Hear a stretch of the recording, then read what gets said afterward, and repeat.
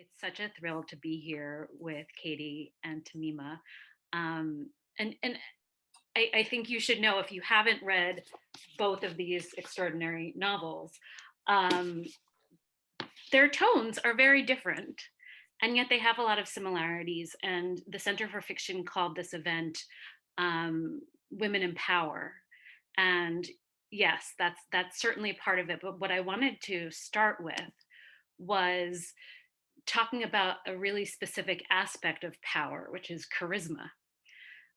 Both of your novels feature charismatic men and the women who observe them.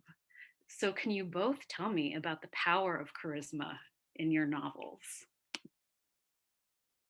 Tahmima, do you want to go first, or? You go first. And Paris, you should who goes, because otherwise we'll always be bad. Oh, sure. Yes. I will assign you from now on. I mean, thanks so much for that question, Maris. And it's so nice to be here with both of you. I've been really looking forward to this so much over the last, since they told me about it. And yeah, I completely agree. I mean, I love Tahmima's book so much. And as you say, it's tonally quite different to what I'm doing in this particular book, but there are so many thematic similarities that I was really struck by. And I mean, I rarely kind of geek out on the copy for an event, but I absolutely love whoever wrote the copy for this event, which, this idea of these female characters who are kind of adjacent to power in some way, and what position that puts them in is something that I think both of us were thinking about in writing. I mean, the question of charisma is really interesting to me. I mean, I kind of went back and forth, I think, in writing this novel. On the one hand, I was really interested in thinking about how certain spaces and narratives create charisma. And so this idea that charisma isn't actually innate, there's no such thing as a charismatic person, but it's a situation you encounter them in. It's the theater of, in this case, a kind of tribunal of a court. And it's also the structure of power and how power is functioning, which I think for me is really, charisma comes out of a power differential almost. So that's definitely what I was thinking about when I started writing the novel. Having said that, I think I did end up really enjoying writing some of the, I would call them kind of male monsters in the book. Oh, and there are actually more than one. I think there are kind of a number of them. And part of that was playing around with the kind of performative element of their characters and how that kind of breeds a kind of preening charisma. That was really fun for me to write. And I think I put that observational, I don't want to say judgment, but that observational quality onto my central character. Love that. Tahmima, is charisma inherent in Cyrus, your main character, founder?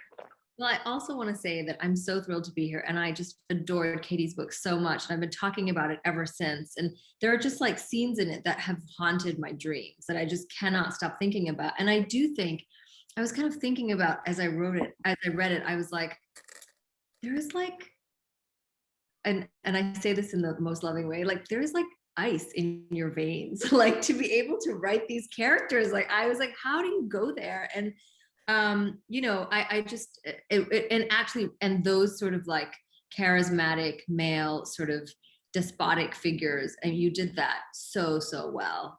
So like respect and all my admiration to you.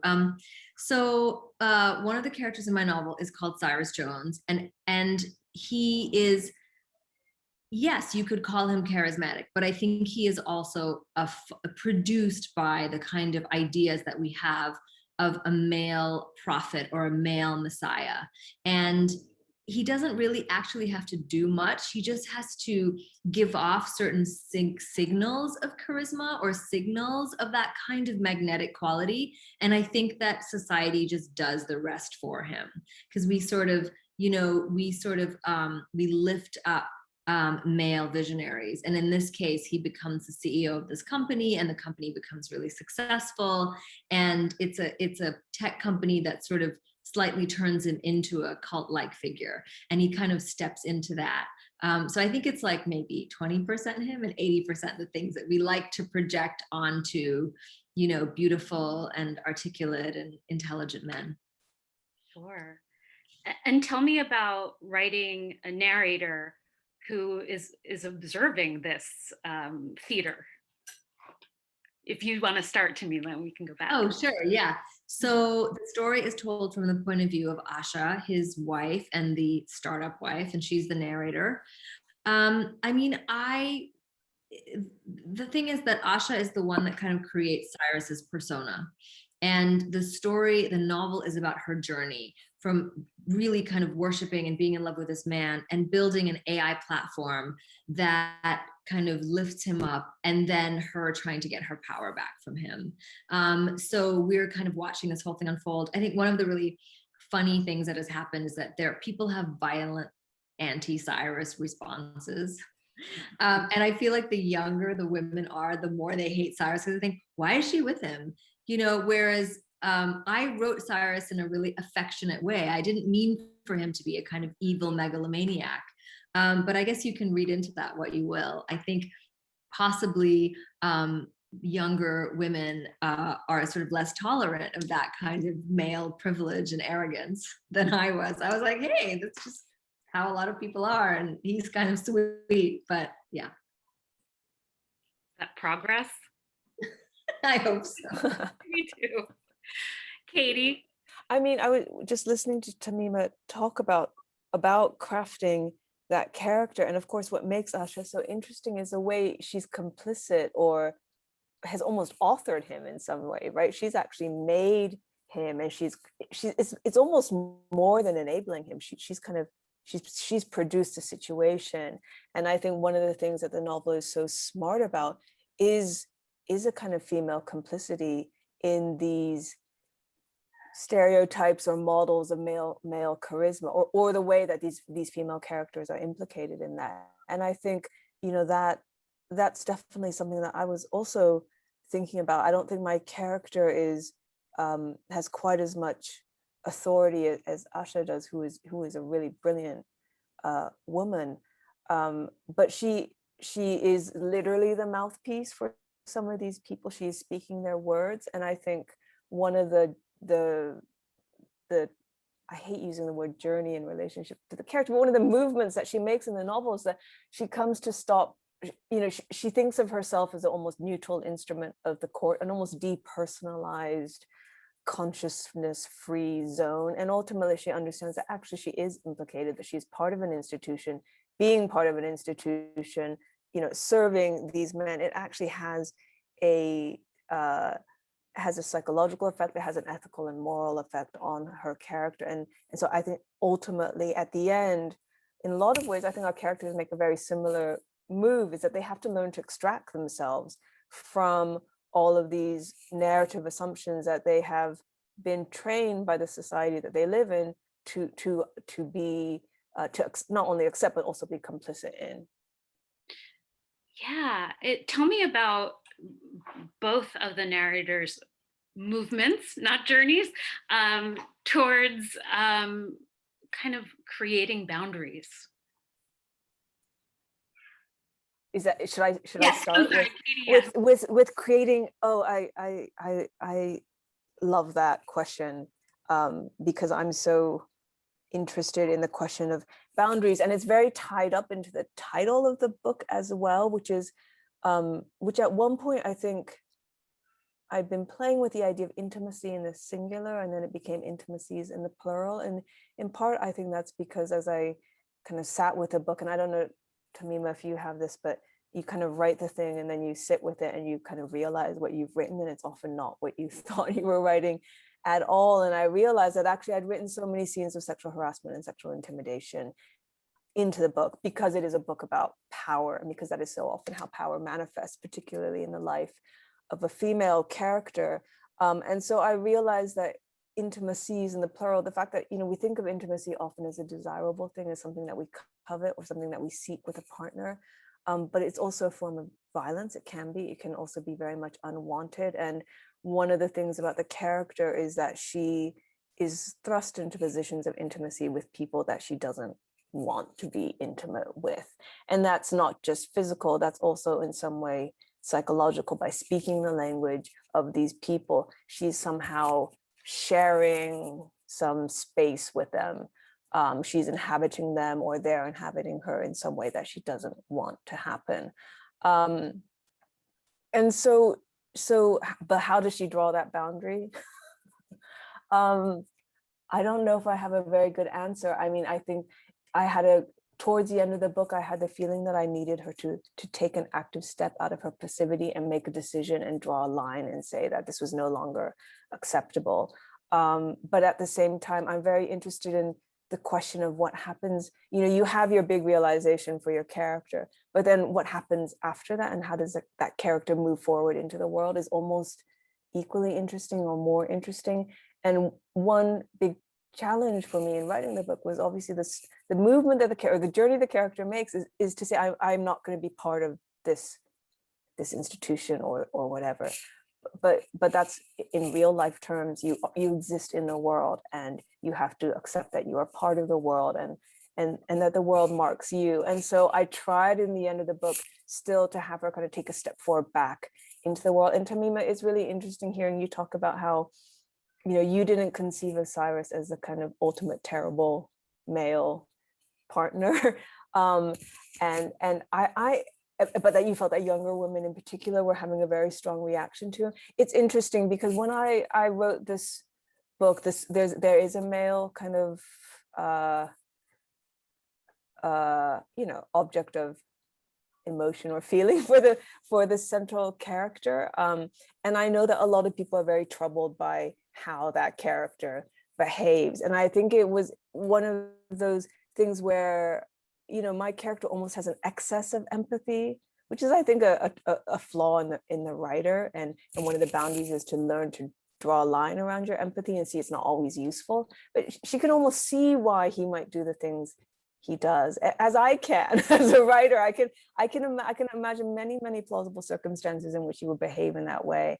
So it's very interesting to see the feeling around and the reaction to these particular male characters. Sorry, I've gone on for too long. No. I love this. And I was, yeah, I have a lot of unresolved towards Adrian. Tahmima. It's so great hearing you talk about the title and sort of some of the ideas behind it, because I was really wondering about sort of what that sort of thought process was like for you. So we're talking about boundaries. I mean, I guess Asha is a woman who I couldn't be when I was Asha's age. She is like super confident. She knows what she wants. She has a really sharp tongue. She doesn't take, can I say shit? She doesn't really take a lot of shit. And I really enjoyed inhabiting her voice for the time that I was writing the book, because she got to do things that I just don't think that I was able to do when I was maybe at that point in my life. And I guess the story is like, even someone like Asha, who has no reason to give her power away, who has no reason to, like, you know, push someone else in front and say, oh, you're the star and I'm just going to hide in the background. Even she is enthralled to a system that is bigger than her. And when she comes to realize that, she has a choice. And I always talk about this book as a rom-com, because I love rom-coms, and I'm not ashamed to, like, you know, say that there is a romantic side to this, and that I really overtly wanted it to be funny and make people laugh is one of my sort of, you know, goals with this book. But I think that what I wanted to do was make people wonder not whether they were going to get together, but whether they were going to stay together, and whether we really want them to stay together. And in a way, it's a battle between Asha's will and her power and her relationship with Cyrus. And that's not because she is somehow a person who has been conditioned to believe that she should be the lesser partner.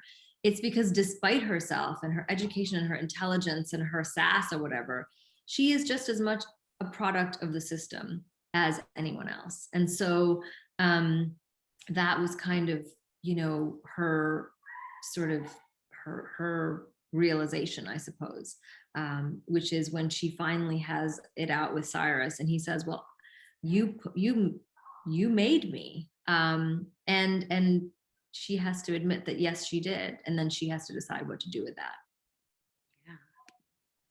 Yeah. I think anybody watching this can tell at this point that both of these books, amongst other things, are workplace novels. And I'm wondering if, let's start with Tahmima, if you could talk about the different lingos of the workplace, I guess is what I would call that. Like, there are so many good nonsense words in the startup world, and in a court, Katie, you have to Yes. be so utterly precise. And as an interpreter, if you focus on the words too much, your narrator says many times, they become meaningless. Tell me about language and meaningful and meaningless talk. That's a great question, Maris. Thank you for asking that. So I have been on the board of a tech company for the last 10 years. And one of the things that I noticed about it that really jumped out at me was how kind of metaphorically people speak in the startup world, or when you're kind of raising funds, or the way there's a lot of sports metaphors, there's a lot of like sexist metaphors, there's a lot of like, they're already pregnant, they might as well have the baby, things like that. The way that people speak, there's also a huge amount of exaggeration. So when you go to kind of sell your startup to an investor, or indeed to a customer, it's like, this is a life-changing, revolutionary, transformative, whatever it is, product, app, whatever. And the sort of hyperbole was like really fascinating to me, because the whole theme of it is disruption. It's like, we are going to change everything from the way you order your pizza to the way you do your laundry, and everything's going to come in the letterbox. And the letterbox is like a big thing now. Like, you can get anything in your letterbox. So they just like take something that you would buy in a supermarket and they put it through your letterbox, and that suddenly is like going to totally change the world. And people really like believe their own hype. And I think the irony there is that everything is being disrupted except for the basic structures of power. And we are still worshiping, young white men running these companies. We still have like a working class, like an underpaid working class that's sending Jeff Bezos to space. So I think it's like this really interesting way in which the tech world has sort of marketed itself as being an alternate kind of culture that is all about disruption. And it's just reinforcing the same structures of power that we have basically been living with for generations. Yeah. Katie. Yeah, I mean, I just love hearing Tahmima talk about this. And one of the things that I wanted to say earlier was, I think, something you do so subtly, and it is funny, it did make me laugh, but the kind of death by a thousand cuts aspect of being a woman working in the startup tech industry, and the way it wears your character down, I really, really felt that. And it's just a series of daily microaggressions. It's baked into the language. It's just baked into, everything. I thought that was so acutely observed. And, I as much as, the character, her realization is that she needs to break apart the system, you also think it's very hard to work your way out of a system that every single day in a million small ways is reinforcing the message. And it is in language, it is in architecture, it is in kind of everything. And I thought that was captured so beautifully. And I have such a clear image of the workspace as well that you created in the Startup Wife. I mean, I had it when I was reading it, and I still have it right now as I speak in my head. And I thought that was so well observed. And I think the idea of the physical space of work is really, really interesting. I mean, in the case of this book, when I was researching, I went to the International Criminal Court, which is the kind of inspiration for the court in the book, although it's not intended to be the ICC in any way.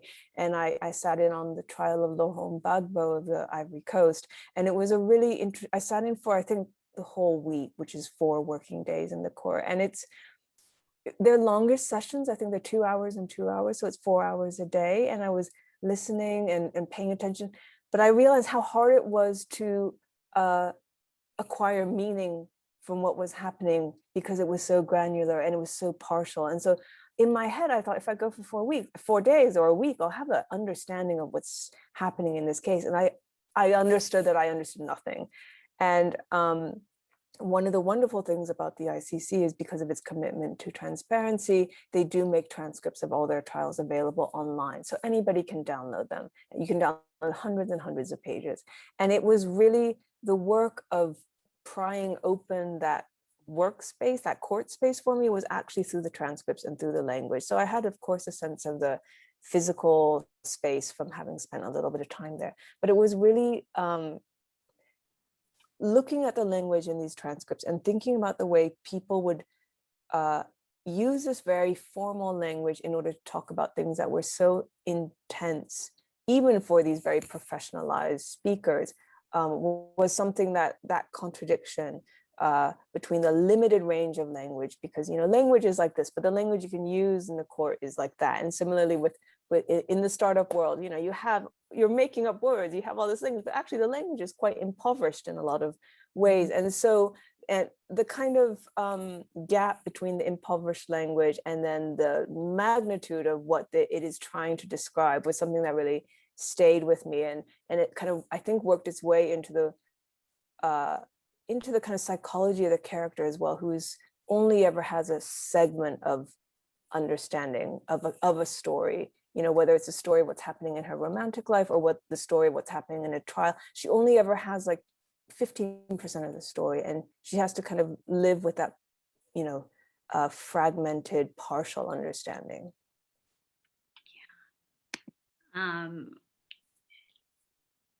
And I think it goes the other way too, in that, like, in the startup world, the language may not have to be precise, but the algorithm does. Tell me about that kind of work in the startup world, because of course Asha is a coder. Yeah. So one of the things I had to do when I started writing this book was come up with the right startup for Asha and Cyrus to be founding. And it had to be something that was not what you would expect, because I wanted us to see the startup world through Asha's eyes. And she's not your typical entrepreneur. And in order for her to be sort of, in a way, a little bit odd, but also skeptical and looking at it with sort of new eyes, she had to come from the outside. And I had to give them like a really quirky and weird thing. And so I came up with this idea of a platform or like a website or an app where basically you type in the things that are important to you, and that gives you a personalized ritual. Actually, do you want us to read a little bit, Maris? Because I was going to read from that section of the book really quickly. A great idea. Should I do that now? Okay. Yeah. So this is where they first come up with the idea, and it's Asha and Cyrus and their best friend, Jules. So I got a letter today from some people in Missouri, Cyrus said. He started reading the letter aloud. Dear Cyrus, my wife and I grew up watching Little House on the Prairie, and we both have this yearning to kneel beside our bed at night and say some kind of prayer. Wouldn't it be nice if we could do that without invoking a higher power? We don't want to cheat on our atheism. Gee, Cy, if only you could give every skeptic what they wanted, some kind of believable replacement for God, Jules said. Well, I said, I did propose that to Cyrus, but he wasn't sure. I didn't say I wasn't sure. I said, I don't want to be a priest. Jules looked back and forth between me and Cyrus. You want to give this man his own religion? I just said I could code an algorithm that would allow people to get a kind of Cyrus ritual, a combination of all their things wrapped up in a little modern package without the sexism, homophobia, and burning in the fires of hell of actual religion. Jules agreed, that's not a bad idea. People might actually go for that. I shrugged. It's up to Cyrus. What's wrong, Cy? You don't want to be the new Messiah? So that's the app.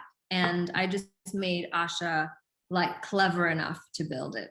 I'm not clever enough to build it. I just decided that she was going to be able to do that. I love that. And one of the things I really wanted to get to today was the moments in both novels where you really have fun, and we can tell. And that involves food. Katie, in Intimacies, there is this exquisitely described art exhibit that the narrator goes to. And I'm wondering if you could tell me about that. And then Tahmima, we've talked about this already, but I just, you satirize the tech eating culture so well. So please talk about that.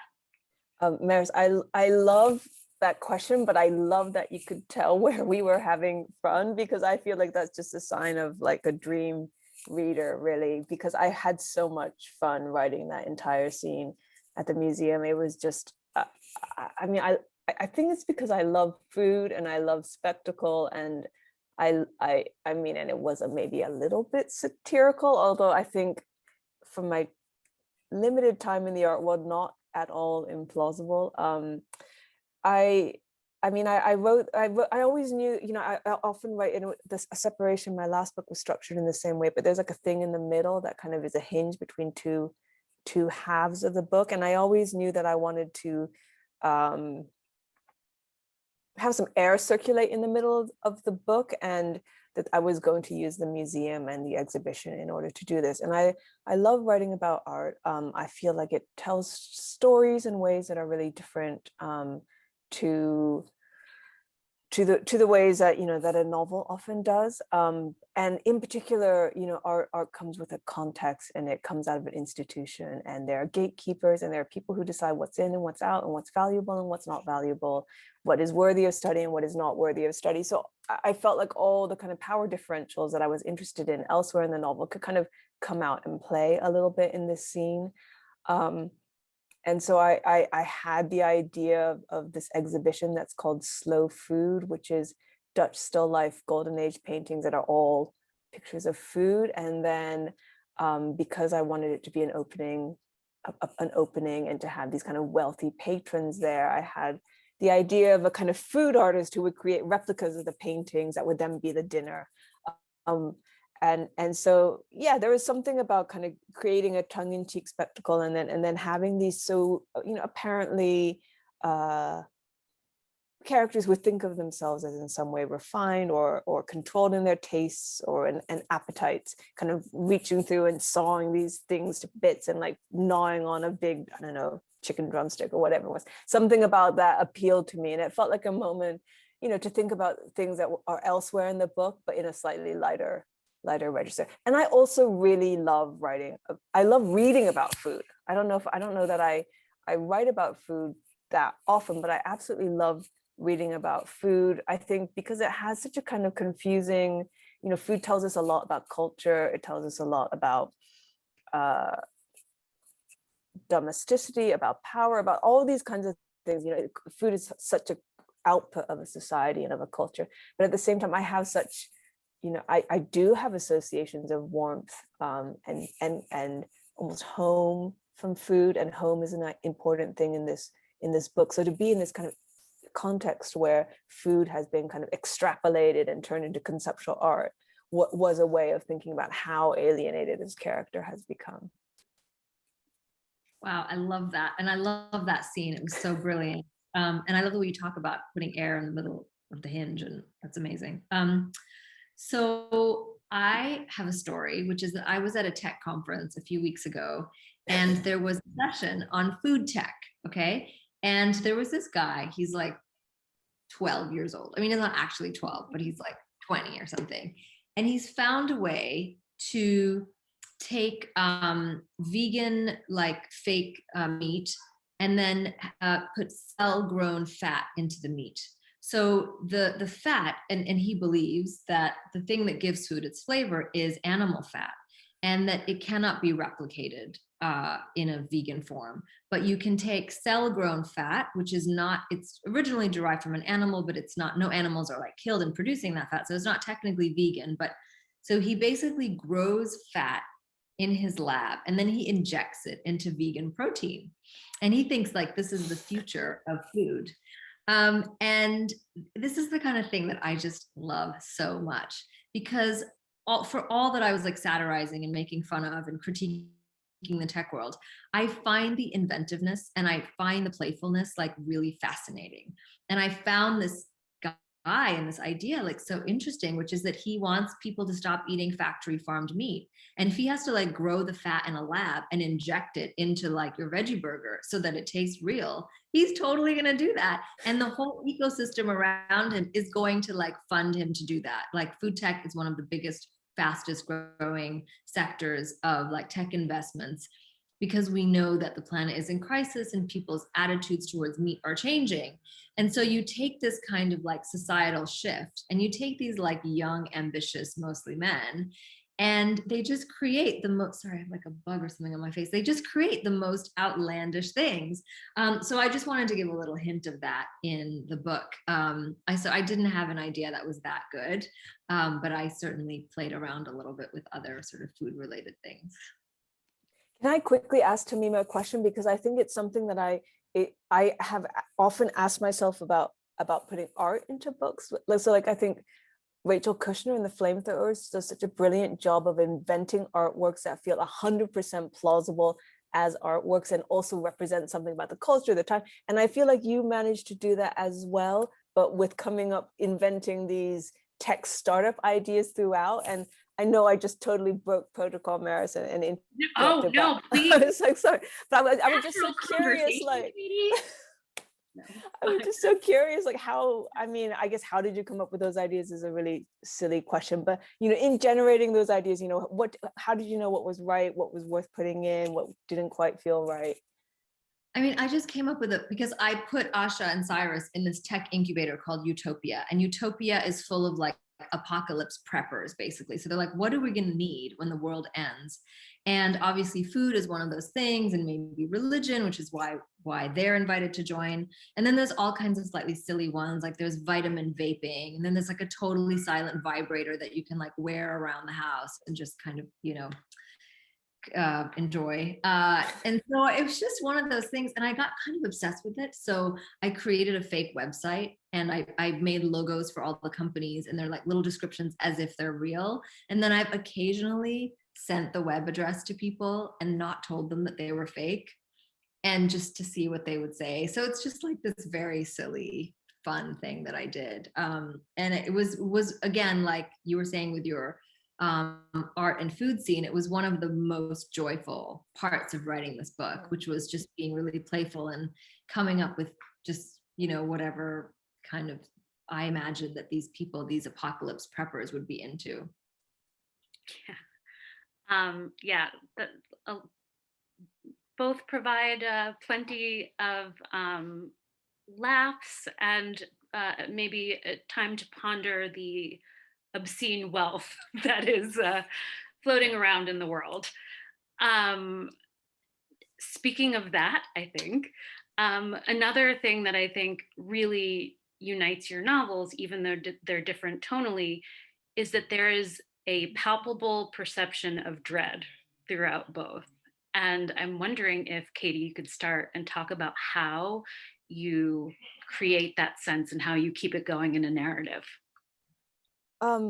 Yeah, I love to. I mean, one thing that I've kind of, I feel like one of the funny things about putting a book out in the world is you actually have to go back and interrogate why you do things in a certain way. And I have realized, which I feel like I've almost blanked out of my memory, but I mean, I grew up on mystery novels. I read kind of Agatha Christie 6 or 7 times all the time. You know, I reread the books over and over again, and I read a kind of some Patricia Highsmith as well, and that's kind of baked into my DNA as a writer. And so I think one of the things that I did with this book and with my last book is they have superficially the kind of motor of almost like a thriller type thing, like a thing happens and you wonder what's going to happen. And I suppose one thing that I realized is that the dread for me is not the moment of pleasure for me in reading a mystery novel is actually not the denouement. It's not when, you know, Hercule Poirot stands up and says it was X in the library with the whatever. It's actually like the kind of mounting levels of confusion. And so I think that's something that I always have used as a premise in the book, is when I'm writing in my head is like, here's this difficult premise. And I like to put my characters in a kind of ethically troubling or kind of in a situation where they're going to do something that seems not sensible at all. And then just to add layers of pressure on that. So I think in the separation it was pretty tightly controlled, in that the woman is in a situation where she's lying about who she is, and then it's quite mechanical. You just add layers of whether she has to keep up this pretense and it's under increasing pressure. I think in this novel, it started out with a structure that was much tighter, but it loosened up a little bit because I was interested in trying to challenge myself to write in a slightly looser style. But I think the basic principle was the same, was just to keep putting pressure on the character in whatever way I could. Yeah. I'm so glad you answered this question, because I read your book with my heart in my mouth the whole time. And I'm going to tell you, I have read a lot of Agatha Christie novels and I could not do that. I don't know how you do it. It is a total mystery to me how you manage to create the sense of tension in the most ordinary, like somebody goes to dinner with a friend, she goes into her apartment and I'm like, oh my God, I'm so tense right now.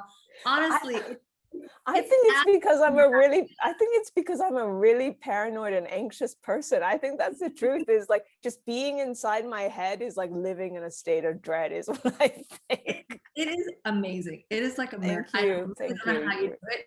Yeah, and sometimes you read books and you can sort of see the scaffolding and you can see the writer doing things. And other times you read books and they're so seamless that you cannot tell how this person is doing it. Yet it's happening to you. And that is like the magic of reading. And I just found that it was one of the things, I mean, I think it was like the main thing in your book that I just was completely in awe of. So I love that. You know, I think you read the story of two people who create a company or a startup that just totally takes over the world. And you know it cannot end well, because that would be boring.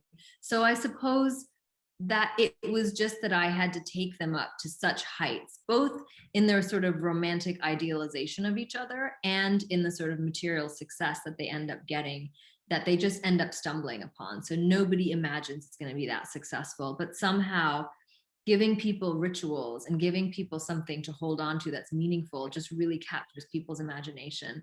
And so from that point onwards, you just know that it's not just going to be like, you know, unicorns and rainbows from then on. And obviously bad things happen. And certainly if there's an incubator named Utopia, that's Not like asking for it. Just a reminder to the audience that if you have a question, please put them in the Q&A and we'll get to them in just a few moments. But I wanted to ask you one more question. Another major theme that I really felt in both of your books is the idea of transience. In the startup world, companies are here today and gone tomorrow. In intimacies, the narrator isn't sure if she's going to stay in The Hague or where she's going to go or what she's going to do. And tell me about those possibilities, I guess. Katie, if you want to go first. Sure. I mean, part of it is very personal. I mean, I grew up, I don't want to say between cultures. I want to say with like cultures on top of each other, like with a kind of culture sandwich in some way. And I think one of the effects of that is I don't feel myself to be firmly oriented towards one particular culture, which is on some level and in many occasions a kind of source of richness, and at other moments it can lead to a feeling of precarity. I think particularly, you know, when borders close, or you know, when in various forms of upheaval, I think it can introduce a lot of questions. And I mean, in fictional terms, it's always interesting to me when a character kind of arrives fresh into a scene and has to analyze or decode it and is porous in some way. So in the case of this particular character, I think she arrives in The Hague and she is very open in some way, in part because she's just lost her father and she's in a state of grief, but also because she is, as you say, essentially transient. And so it's also kind of an interesting, you know, when you think about, you know, what is how are you implicating in a situation if you constantly think, well, I could just pick up and move in a way. And you know, I think I've had that a lot in my life where I thought, well, I could just move, I could just, and you can have that in your relationships as well. You think that you always kind of have a mental escape hatch. And I think one of the things that I wanted for this character was to have a habit of that and be forced to, in very simple, very straightforward ways, kind of think about renouncing that habit and actually making a commitment of a kind to a person or to a place. So it's very kind of basic emotional furniture in a lot of ways, but it's something that speaks to me quite deeply, I think. Tahmima. Yeah, I can really relate to that. I mean, like you, Katie, I have multiple allegiances to multiple cultures and places. And I think one of the things as I get older is I just need to be okay with that. So not necessarily choosing one or the other, but accepting a sense of discomfort in both places and a sense of longing, not just both, but for multiple places, and always being in the state of like rejecting something, longing for something, reaching for something, pushing something away. That's just the sort of function of my life. And Asha, I think, has, you know, one of the things that I was deliberately trying to do in this book was to write about a character for whom identity is one question in her life, but it's not the singular question. And I would say that identity has been the singular question of my life. And it's something that I write about a lot. But wouldn't it be interesting for this person to have as her identity as an immigrant and as a Bangladeshi, as a, you know, woman, the second generation immigrant, like be one of the things that is kind of the things that she identifies with, but not necessarily the thing that she is constantly gnawing over. So as I've spent 45 years kind of chewing over like, where do I belong and what's going on here? I think for her, it's a lot simpler, or maybe it's something that she hasn't really decided to like put at the forefront of who she is. And I think that gives her, in a way, a kind of grounding that maybe I didn't have. And yet she still, you know, in some ways, ultimately realizes that being a woman in the tech world, being a woman of color, is part of the reason that she is kind of viewed in the way that she is. It's the condition of like the limits that are put on her success and the way that she's seen and the way that she's perceived. So it's just one thread, and I wanted it to be there, but I deliberately didn't want it to be the major thread. If that makes sense. Sure does. We have a couple of questions, and we can still take more. So Susan asks, is it necessary to think of the characters you create and write about in terms of your own life and personality traits? We've talked about this a little bit already. If yes, why, and what is the benefit of doing that? Tahmima, if you want to go first. This is a question that often gets asked of writers. So to what degree is your character kind of autobiographical? And I love the way this question is phrased. So it's a little bit turning that on its head. And I think the truth is, like, there is no character that I have written or no story that I have written that is not of me. It may not be about me, but it is of me. And even when there's a character who is like generations away from me or from a totally different context, I obviously created that person. And I think what writers do, and to some degree or another, you just pick certain things that come from your own consciousness and your experience, and you sort of weave them together and you make these characters. And I would say every character I have ever written is of me. They belong to me. I made them, and I identify with them in different ways. And in this particular case, Asha was also a fantasy that I had, that I got to live out, you know, a person that I wish I could have been, a scientist who was like, whatever, I'm not going to sit here and like be completely overcome with questions about my identity and like spend, you know, my whole adult life sort of writing about that. She's like, in a way, a lot freer. So we get to both kind of reflect our experiences, but like live out certain fantasies. I don't know what it's like for you, Katie, but that's I think that's, I mean, the idea of the characters being of you but not you is a kind of beautiful and very precise way of describing it.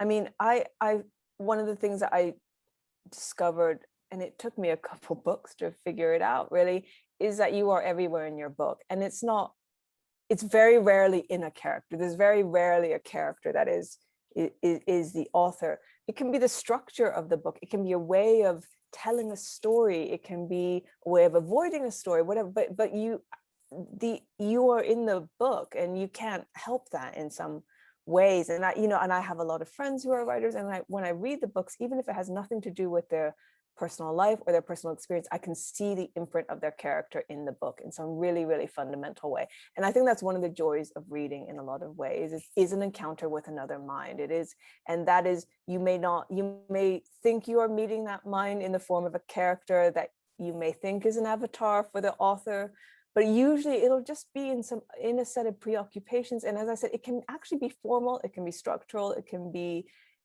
in the mode of storytelling, not even in the story, but the way of telling the story that you meet the author. But I think that does happen. I mean, I feel that for myself as a reader. But I, in terms of the question of, is it necessary to talk in that way? I mean, I think it's interesting in that a lot of, I think it is often when you come to the portion of the book where you're talking about it, that you do find yourself falling back on the language of, I experienced this, therefore this was interesting to me. But I don't think, and I'm curious to know how you feel, Tahmima, I don't think that's ever in your head when you sit down to write. That's that's absolutely accurate. It's a narrative that gets kind of bolted on to the book in the kind of aftermath as you try to understand what it is and where it came from. Yeah, absolutely. It's what you said about when you put a book out into the world, Yeah. you kind of have to go back and create a story about Yes. the story. Yes. Yes. And you may not have lived it that way, but yes, you certainly have to do that looking Yeah. back. Yeah, you have to create a narrative just like your characters have created a narrative. Apologies if I mispronounce this name, but Kieran asks, what are you reading now? Katie? Right at this very moment, literally what I'm reading is, well, I mean, not literally in this moment, but right now I'm reading Dana Spiotta's Wayward, which I'm absolutely loving. I think she's such an extraordinary writer, and she's one of these writers where I think I could never, I mean, it's Tahmima I just could never, I don't understand. I can't see any of the seams. I can't see any of the scaffolding. I'm just 100%. And that's a real, I think as a writer, you're very attuned to when you read, when you can see when you know how it was done, you can kind of see how it was done. And I think the great pleasure as a writer where you think, I have no idea how, and I feel that with every page of this book, so I'm absolutely adoring it. So that's what I'm reading. The other book that I really love, if you were to speak about dread, is Adalbert Stifter's Rock Crystal, which Tahmima, I wonder if you've read it, but it's this almost fairy tale like story of these two children who walk from their grandmother's house back home across a kind of mountain pass. It's set in, I think he's an Austrian writer, and they get stuck in a snowstorm, and the feeling of dread. I mean, I was physically shaking when I was reading it. It was just these children being lost. It's so beautifully described. They go into kind of sublime state of hypothermia, I guess. It's very, very stressful, very, very good, very short. And the New York Review of Books have just put out the collected novella. So that was one of a series, but I think they're called, I don't know what the books are called, but the writer is Adalbert Stifter. Amazing. So I'm reading a throwback. This is Amitav Ghosh's In an Antique Land. Like me, Amitav Ghosh trained as an anthropologist, and this is his only book of anthropology, even though anthropology and ethnographic thinking is in a way a feature of all of his books. But he basically shows up in Egypt and he's a total stranger, and it's about him sort of fumbling his way through his research for his PhD. And I've read it before and I just came back to it, and I really am enjoying seeing him as the sort of young anthropologist in this foreign land. I see there's one more question that's in the chat, but it's okay. I can address it. Darley says, could you both speak a bit more about how language plays a role in obfuscating, clarifying, or enhancing our realities when it comes to morality or business or otherwise? Katie? Sure. I think one of the kind of trade perils of being a writer is that you understand how language is used to manipulate. I think, right? That you understand I mean, that's something that you understand quite early as a writer, is that it's quite mechanical, making people feel things or creating a certain mood on the page.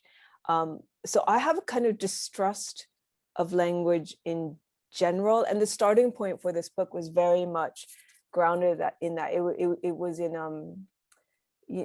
I heard Charles Taylor, the former president of Liberia, speaking, and he spoke in his own defense at his own trial, and he's a very kind of renowned orator. He's very persuasive, very monstrous, an egomaniac. There's something very troubling about the ease with which he manipulates language. And so I think I felt that I wanted to try, and I felt this over the course of my writing, at any point where I felt like I was using an effect, I wanted to try not to do that, because that felt like a kind of, I don't know, it felt like a manipulation. So actually I think although the sentences are quite long and weirdly structured, I actually think they're more direct than the way I used to write. I think the way I used to write, I could feel myself calling on a certain kind of effect of style to kind of create something, which was actually not addressing what I really wanted to think about. And so I hope what I've tried to do in my work is move closer towards a model of thinking on the page rather than doing style on the page. I don't know if that really answers the question, but. I love that, because I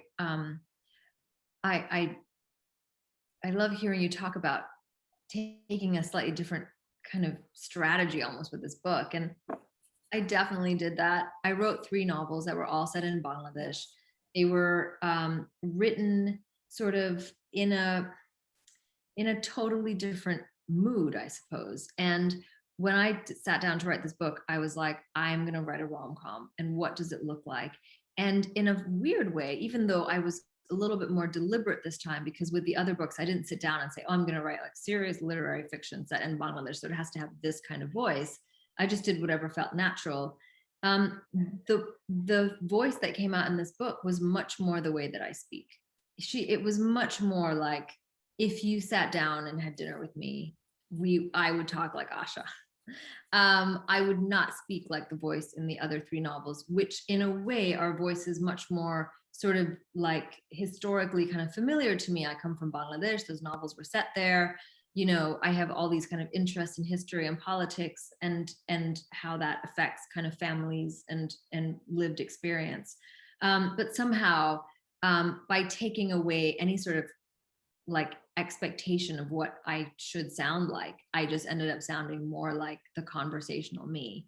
And that was sort of not something that I set out to do, but just sort of ended up happening. And I was, kind of surprised by that.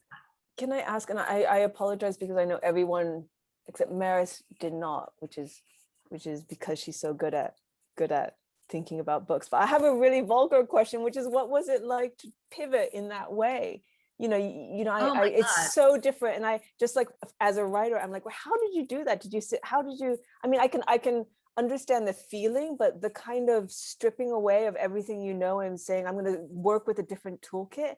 I was like, how did she do that? Because I find I would love to be able to do that, but I have my old habits, and I suppose it's very, I imagine, kind of vulnerable, because you know how to do what you know how to do, and then to say, actually, I'm going to put that aside and do something. I'm just curious how when you started to write, how you did that. Well, thank you for asking that. Although I do think that as a writer, you also became more yourself with this book, just in the way that you were describing it. Yeah. And it was really scary. I mean, I really asked my agent to send this book out under a pseudonym, and she did. She sent the book out to publishers under a different name. I was like, I didn't write this book. I'm just basically going to be like pissing, sorry for all the bad language, on my career, because I have this voice and I have this this thing that I did that I know how to do. People expect that from me. I've always been like the writer from Bangladesh, the novelist who wrote a book about the Bangladesh War. And that is the kind of book. And in a way, although I love those books and I stand by them, it was a very obedient thing to do. To say, okay, I'm going to like translate this other place for you, because that's what I do. That's my job. I have an ambassadorial responsibility. So I was terrified, and I still am not sure it was the right thing to do. The jury's out for me, we'll see how it all works out. One more quick question. Nilda asks, how do you keep yourselves from being trapped by the structures of the worlds you are building and tell your story? Not an easy last 2-word answer question. So is that in the sense of how the restrictions of the world in terms of how you are able to craft your narrative, or is that like in my head, how do I keep from becoming very depressed? Or do you think it's both? It could be both. I mean, I